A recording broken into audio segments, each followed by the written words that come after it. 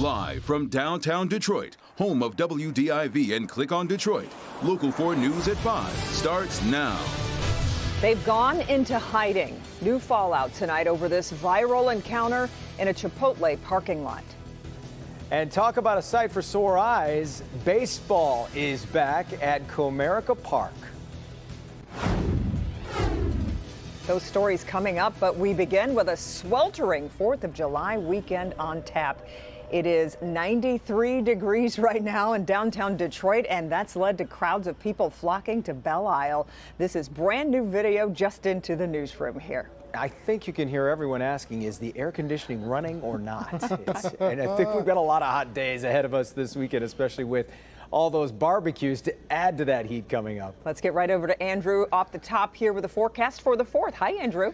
Happy Friday, both of you, and you're both exactly right. Keep those air conditioners going on full blast. We got to watch those electric bills for our wallets. So we have temperatures right now that are still soaring above 90 degrees at the 5 o'clock hour. New 5 p.m. temperature 93 over at Metro Airport. City airports at 90 degrees. Still very warm in Port Huron, although it's at 84, 89 in Mount Clemens. Currently, we're looking at temperatures also in the low 90s again across much of southeast Michigan. And it feels even hotter than that with a wind out of the northwest at around 9 miles per hour, a dew point of 66 degrees. It feels like the middle 90s out there. So make sure you take care out there in the heat, even during the evening, whether you're in your backyard or not. Drink plenty of water, wear light and loose fitting clothes, stay in or near air conditioned areas. We're looking at temperatures still staying around 90 degrees, remaining hot as we go into this evening.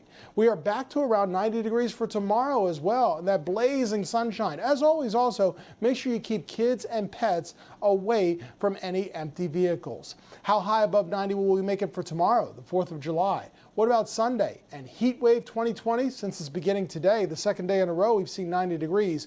How long does it last? I've got the answer to all of those questions coming up in your holiday weekend forecast and, of course, your 7-day forecast. Back over to you. Okay, Andrew.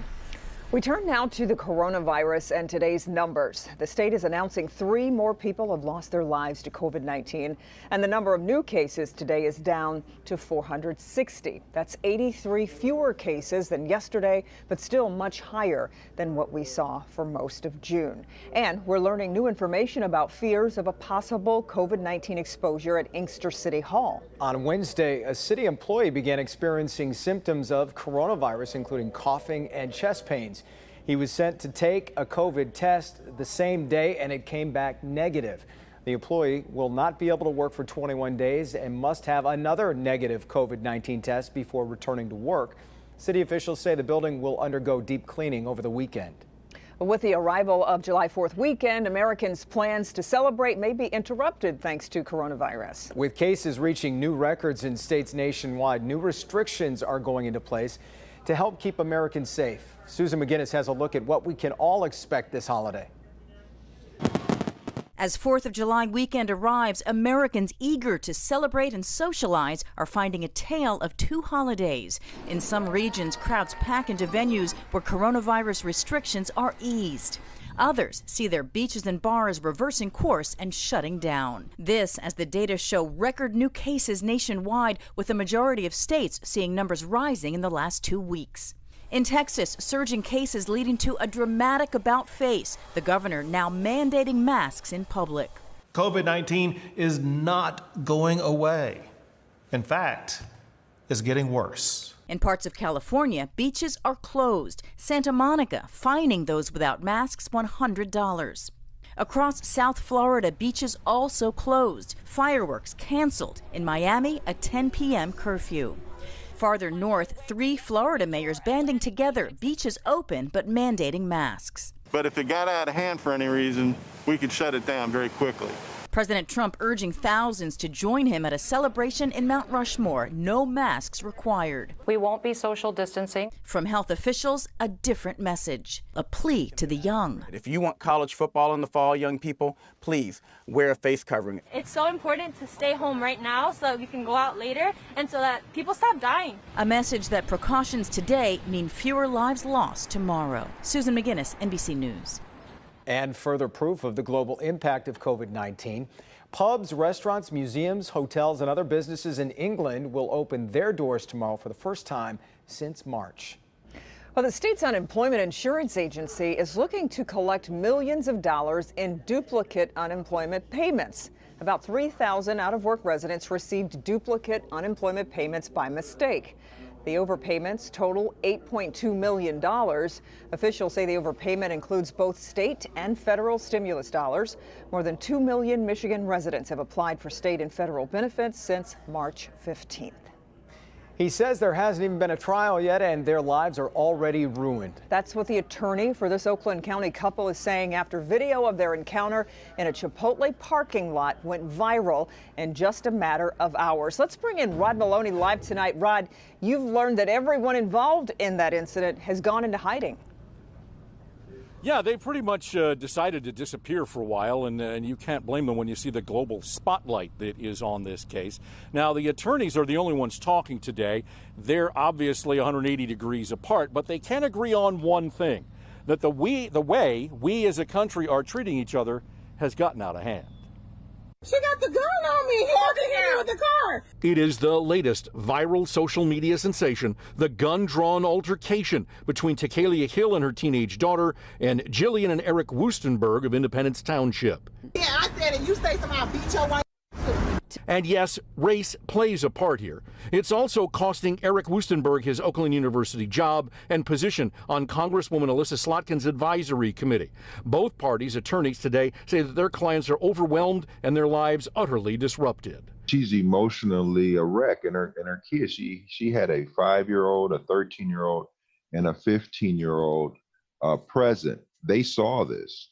Well, they're devastated. You know, you have two good people. You know, my client, Eric he's a disabled vet. Okay, he's served this country very well. Eric and his wife Jillian face felonious assault charges. They're out on bond, and the controversy will no doubt continue.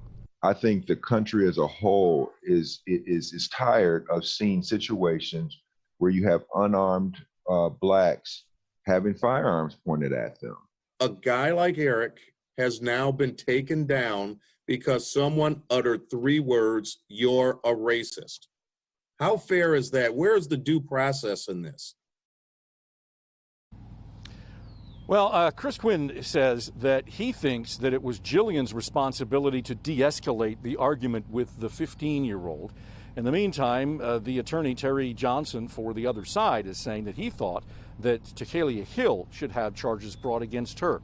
Certainly much more to come in this case. Back to you. Indeed. Well, Rod, the Wustenbergs, do we know when the next time we'll see them again? Because they have a court appearance coming up, right?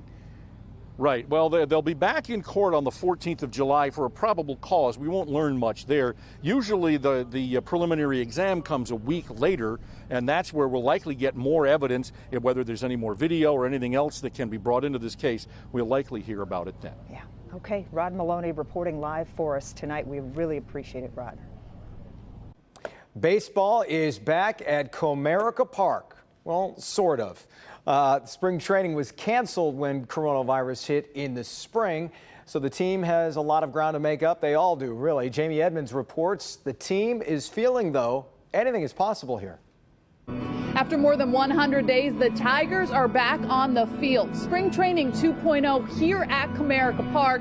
Tigers are calling it summer camp. 3 weeks to get ready for a shortened season. The greatest thing about baseball is you can make adjustments on the fly. And this MLB season is all about adapting. For pitchers, it may mean fewer days rest or even moving to the bullpen. Ron Gardenhire says he will constantly be evaluating. Most of these guys have been throwing and doing well, and it'll show who, really hadn't had the opportunity to do that as we go along in this thing and needs a little bit more time. On top of getting their bodies in game shape, they all have to wrap their minds around new safety protocols. No spitting, no high-fiving. You see them, you smile, they walk up to you, and we're doing the elbow bumps. Kind of feel like a football player, so it's all good.